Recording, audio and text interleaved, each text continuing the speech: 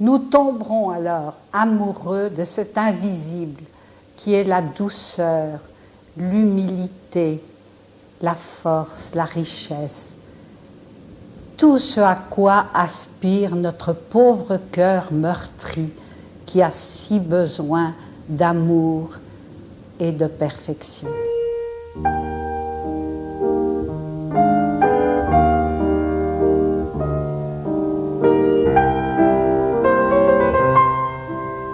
Comment peut-on communiquer à ses propres enfants, quand on est chrétien, sa raison de vivre ? Eh bien, je crois qu'il ne suffit pas de les avoir mis au monde physiquement.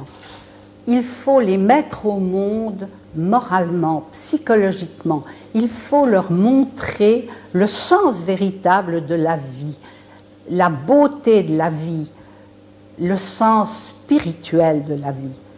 Et pour ça, petit à petit, il faut jour après jour donner non seulement les raisons de vivre en parole, mais aussi l'exemple de la vie.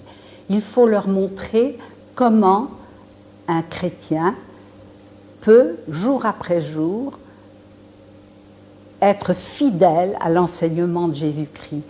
Et dans son cœur, l'enfant comprend et petit à petit imite ses parents. Il ne faut pas leur dire « faites ce que je dis, ne faites pas ce que je fais ». Il faut leur montrer et les soutenir dans la direction qu'on leur indique. Même si on est un exemple vivant, même un saint d'aujourd'hui qui aurait des enfants, forcément ces gosses se retourneraient à un moment contre lui. Oui, ils s'opposeraient. C'est tout à fait normal. Parce qu'il y a un jour où les enfants, pour trouver leur vraie personnalité, s'affirmer, s'opposent à leurs parents.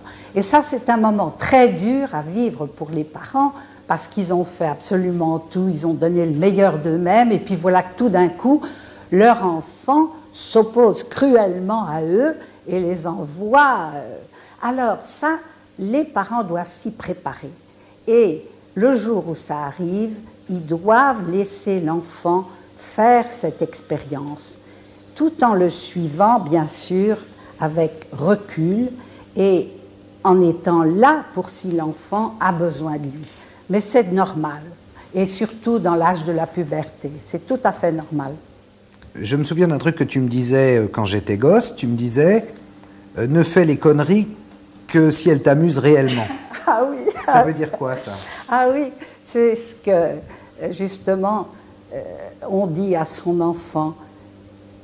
Oui, bien sûr, tu seras amené à faire des bêtises. Et ça, je ne pourrais pas t'en empêcher.